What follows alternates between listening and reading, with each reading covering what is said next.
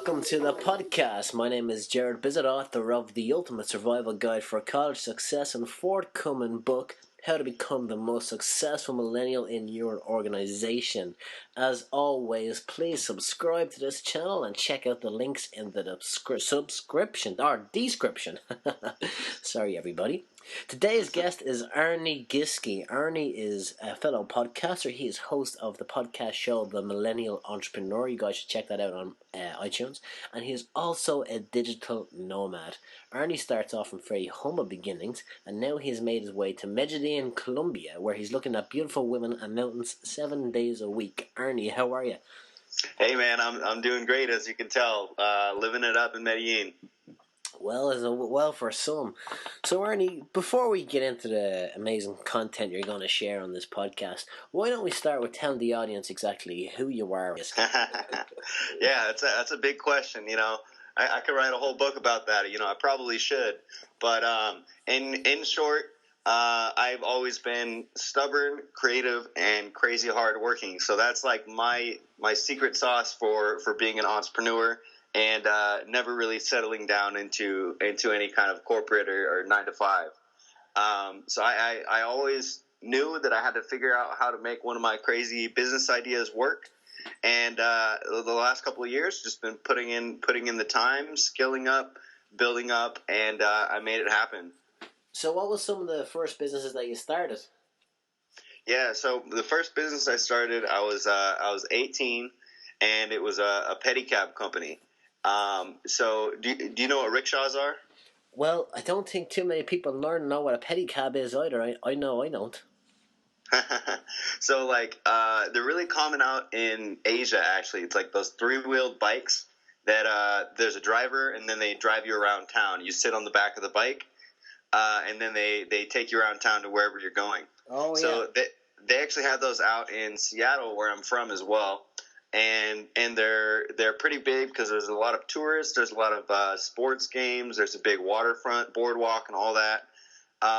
So as I was, just 18, that was the perfect gig for me. I was making like a lot more money than my friends who were working their entry-level jobs. I was just hustling, having fun, riding a giant tricycle and taking home wads of cash every day. So it was exhilarating. It was my real first crack at entrepreneurship, because we rent the bikes, but then we have to go out and hustle and make as much money as we possibly can while we're out. So we got to set our own hours, figure out how to pitch, where to go, set our rates, all of that. So it was really just the best informal entry into entrepreneurship anyone could ever ask for. So then, when you finished with your pedicab company, you stepped into insurance. Is that correct? I did, yeah. That was a complete 180. So I had got finished up with college, and I was looking for another opportunity for personal and professional and business development, and really wanted to have something that would be able to grow over time, that I could skill up with, not be on a fixed income. So I joined a multi-level marketing company for insurance. And what I didn't know at the time was how shady multi-level marketing companies were. So they kind of sucked me in with the appeal of all those things of, be your own boss, entrepreneurial style, hustle, make good money, all that. And so I ended up staying there for about 6 months. And yeah, I made some money. But it was overall a pretty hellish experience, but I wouldn't trade it for anything. It taught me so much. So what did you learn from this MLM scheme? So I learned a lot of things. I learned a lot more about sales, especially because with that one, it was a lot harder of a sales cycle than for pedicab. Pedicab, you ride down the street, you say, hey, do you want to ride somewhere? Hey, where are you going? Yes, no. But insurance, you had to drive out to people's houses, talk about their medical history and health, and try and figure out what their family financial plans are, and all of this stuff. So it would end up taking over an hour just to get to the pitch. And so it was a completely different sales environment. And I really had to learn how to get better at that and really figure out how to structure every piece of that, figure out how to do as good as I could, and really persevere through all the no's. So I learned a lot there, and I think the number one takeaway I had was that I was really happy to have before I got into online business was that my bullshit meter was through the roof immediately after I left that place. So I was a lot more wary of what kind of opportunities I came across, what kind of people that I work with, collaborate with, help out, anything like that. So I think that was the biggest blessing in disguise, was that I kind of got screwed over with the lies of the management team and the organization as a whole. But I was able to take that heightened awareness and have it protect me in my future businesses. So how does a guy from Seattle who rides a 3-wheel bicycle end up living in Medellin Colombia with a digital online business? How does that happen? Oh yeah, that's a great question. So at the time of this recording, I started my agency about a year and a half ago, and so this was a little bit after I had left working for the insurance company. I knew I wanted to get into online business doing something. I didn't know exactly what, but I saw all the opportunity there. I saw the laptop lifestyle, and I loved it. It just looked so attractive to me, and a lot more doable. So the first steps I really took were to just put my head down and study and study and study and study. Really take a ton of trainings. I learned how to build a WordPress site, learned how to do email marketing, started building up some connections, asking more questions, all that. And later on, I started like a business blog, and I was trying to make like this little business forum community online. And, I had a few people, but it flopped terribly. It was the ugliest and least effective site in the world. But then later on, I had the opportunity to help a friend of mine grow his agency. So because I had that digital marketing, that tech and website knowledge mixed with the sales background, I was the perfect person to be helping out with some business development for my friend's agency. So I was helping them get a few more clients. And so the first sale I ever made for my agency, his agency at the time, I was a salesperson, hired gun, was a $15,000 mobile app project. So that just completely blew my mind and really opened my eyes to the possibilities of what can happen in online business. Here's me with a business partner in North Carolina, and here's me with a client that was in Boston, and I was just able to connect the two and walk everybody through to get that set up. So that was when it really opened my eyes to the possibilities, and I was hooked. So a little after that point, I started building out my own team of freelancers. And we were able to handle tons of different stuff: mobile apps, web design, branding, social media, and more. And it just kind of materialized. I was able to chase down these clients, figure out what they needed, and give it to them, and just really figured out how to take it from there and kind of fine tune it. So later on, I had the kind of epiphany that I really shouldn't be trying to serve everyone. I was trying to do apps and web design and branding and all this stuff and just have this big team of people that could fulfill it. But it was such a huge headache because we didn't have one exact, brand, one thing that people knew us for.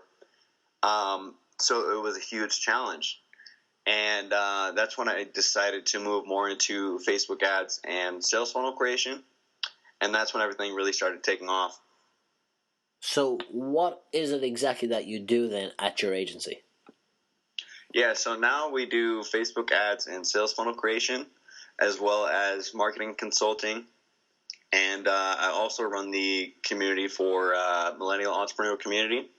just over 7,000 young, hungry hustlers, and like I said, host that podcast as well. So there's a ton of stuff in the works, and just being able to serve everyone. Well, not everyone, but serve people who need sales funnels, Facebook ads, and help these young entrepreneurs in my group get to the next level is awesome. So that's pretty much what brought me out to Medellin. Growing a few different income streams and really dialing in on what worked for me in my business. So, where do you see yourself taking the agency right now? Arne, for people that don't know, Arnie's only 23 years old, so he's got, unlike me, he's got his whole life ahead of him, and there's so much more value to add in the world. So, how are you going to progress forward in the future, Arnie? Yeah, that's a great question. I think there's a few key areas that are really scalable for me in the long term, which is, number one, continuing to grow this millennial entrepreneur audience and community, getting a book published, growing the podcast, growing the info products that I have. And those are all extremely scalable. I can post the same thing and then all those people can get it. So it's limitless. And that's another really cool thing about so many of the online business models is I could have 1,000 students in one course, or I could have 4 students in one course. And the only difference would be, the amount of people asking for help with the course material. I don't have to fulfill 1,000 courses, it's already there and it's replicable. So it's really awesome. And so, what kind of inspired you to go digital, whereas you didn't really start off in a digital environment? No, yeah, very opposite of digital. Very, very physical, hands-on, hustling like a mule. And I knew that wasn't scalable. While I was doing that, I knew I liked it. I knew it was good for cash generating quickly. Like, I was probably making 5 times the hourly of a lot of my friends. But I couldn't work every day because there weren't events every day. I couldn't work for 12 hours. It's kind of a sporadic thing. So it was really good for what I was able to do because I could work and hustle and then make money. But on those days I didn't, I was there studying the digital marketing, and I was skilling up and doing all this other things in my life. So I knew I wanted to go digital because I had seen the digital nomads. I had seen the ability to have that laptop lifestyle, and I saw friends of mine doing it and just loving it and eating up every minute of it. So I knew it wasn't really that out of reach. So I just had to really break it down backwards and figure out the steps I could take to make that a reality. And then I did it. So how does somebody who is currently working 9 to 5, let's say for example in an accountancy firm, and let's say they work 40 hours a week in the accountancy firm and they have 20 hours a week to set up a side hustle on an online business, how do they go about it? Oh, great question. I would immediately pick up the book .com Secrets by Russell Brunson. It will open your eyes to completely crazy possibilities and marketing psychology and just this whole new world of internet marketing, and show you that people make it too hard on themselves to start online businesses. Like, the blueprints are already there. Like, this is an $8 free plus shipping book that has made me and my clients multiple thousands of dollars. And it's the best starting point you can look at if you want to take anything online and sell things, sell your services, products, any of that. And I'd say the best way to do it is really try and jump in with some more specific training depending on what you're interested in. So for me, that was Facebook ads, and I took a couple of different training courses on not only how to run good ads, but how to run an agency, get clients, get bigger clients, maintain relationships, all of that. and a good Facebook ads client will pay minimum $1,500 US a month. So there's huge opportunity. If anyone is in a 9 to 5 and they're looking at how much income they're currently making, whether it's 3,000, 5,000, 10,000, whatever, and then you take a look at how many clients you would need to replace that, it isn't that scary anymore. Especially when you know that there's clients out there that are paying $3,000, $5,000, $10,000 plus a month for the same service. It's just unreal. So there's just huge opportunity out there. So if all of a sudden you woke up tomorrow and you had lost all your clients and all your income was gone, where would you start to rebuild your digital agency? I would immediately work on more consulting and create more info products about what I know. So the nice thing about info products is, like I said, it's scalable, and you could be selling them in the background while you're working on and building other things. So it's a huge investment up front to create it, time, money, and launching and everything. But if you create a badass course that really helps people and that people love, it's going to sell itself. People are going to talk about it and then recommend you. So it's really just a huge asset that you can create, but you just have to figure out how to be unique and really over-deliver. So I would do that, and then I would also be hustling on some more consulting as well, and really just figure out who I could serve big time. So then, let's say you've figured out the person it is that you want to serve. How do you go about serving that people? Because I find that a lot of entrepreneurs that I talk to, their biggest problem is, they have the know-how to when they get the clients, they know what to do, but they don't know how to get the clients. Yeah, great question.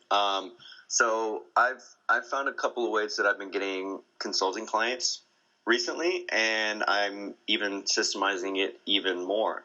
So how I got the last handful of clients was really just based on attraction marketing, showing people, hey, I'm getting results for these people. Here's the reviews people had of working with me.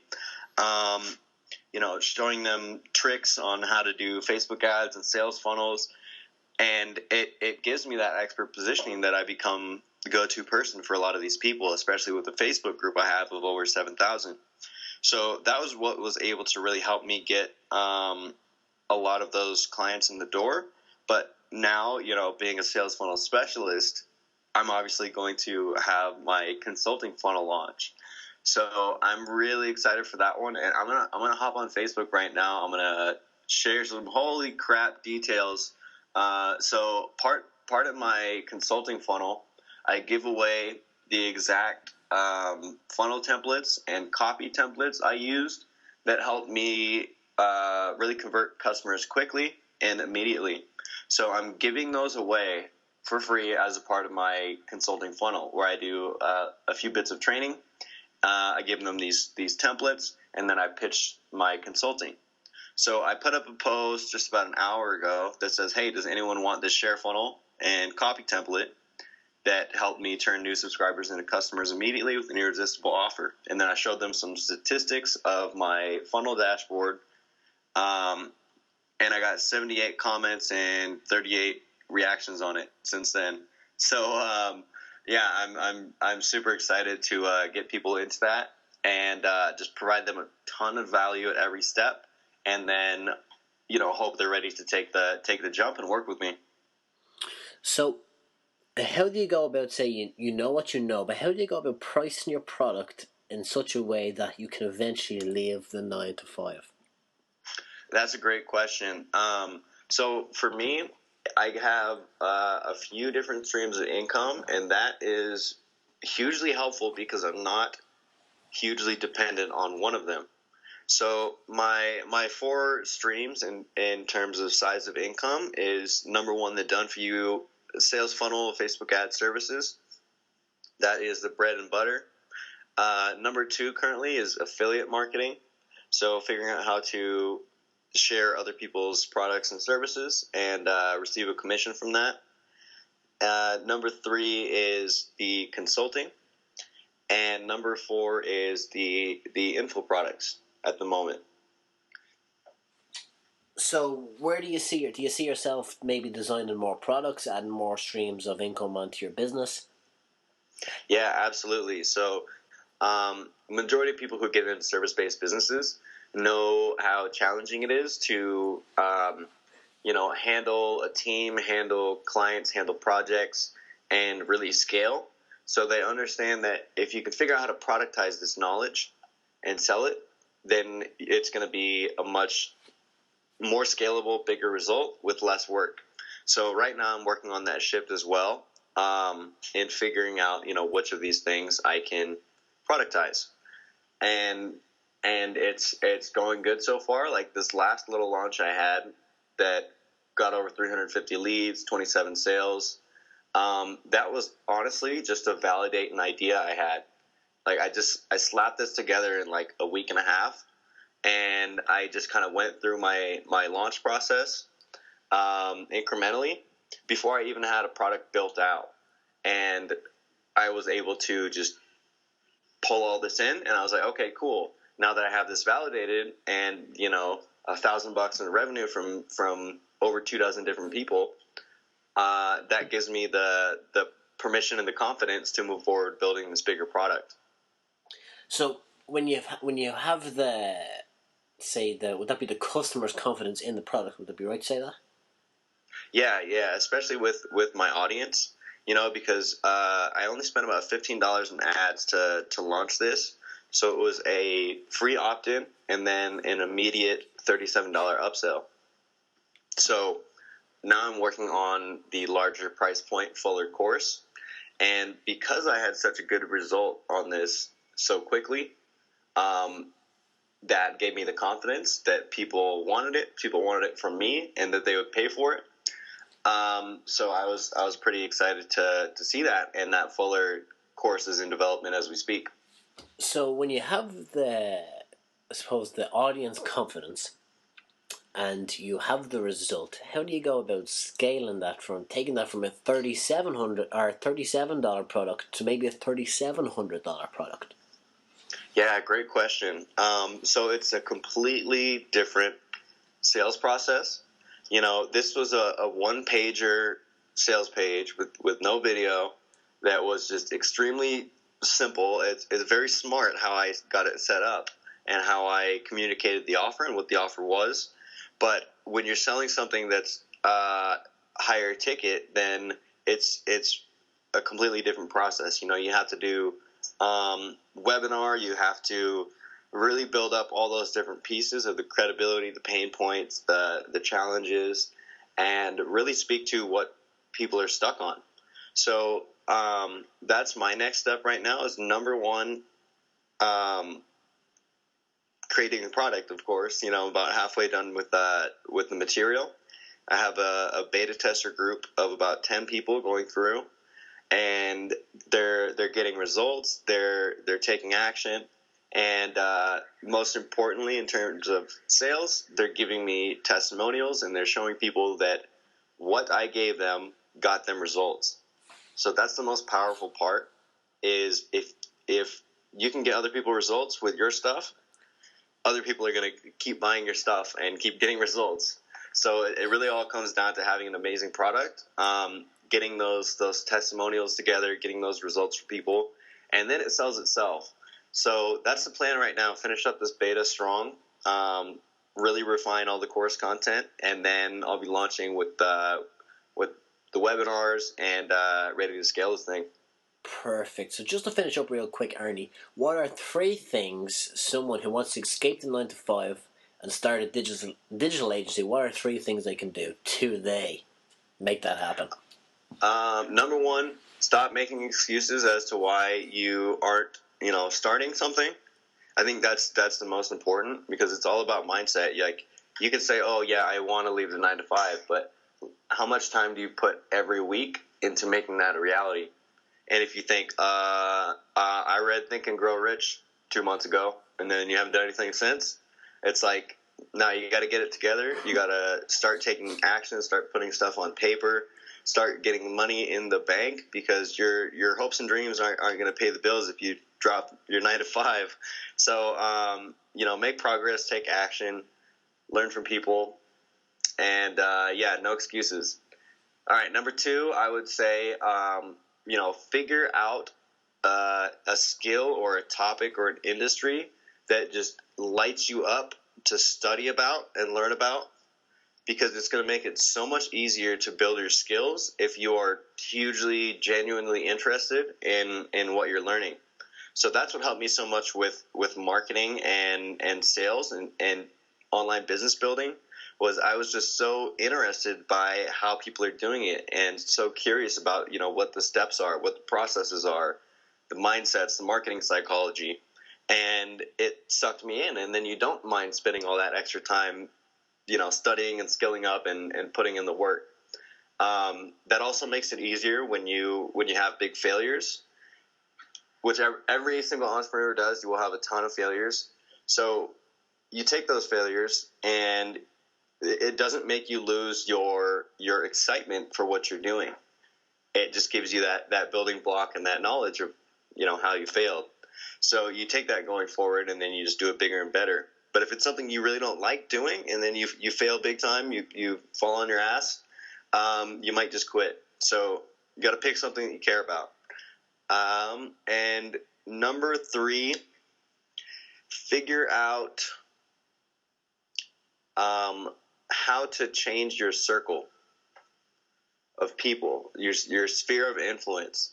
So how I did it was I jumped into these online communities on Facebook, these different Facebook business groups, and started getting connections, started learning more about how these people think, and it really elevated my entire thought process about business, and more specifically online business and such. And what that does is it just opens your mind up to how other people are doing it. How many other people in your 9 to 5 know how to set up a sales funnel and turn on some traffic and get an offer converting? I doubt that many people do. So if that's what you want to learn, you have to go somewhere else and really change up your network. I think that'll help a ton, and there's a million places you can do that online. And I'd love for you guys to come check out the Millennial Entrepreneur Community on Facebook, and that's where it goes down. That's where a ton of my networking happens, and you can meet a million other like-minded entrepreneurs that will help you get to the next level. Absolutely. Everybody, it's been Arne GIske. You can find him on Facebook. He is active in the Millennial Entrepreneur Community, and also hook up his podcast on iTunes. Anything else you want to add there, Arne, just to finish up?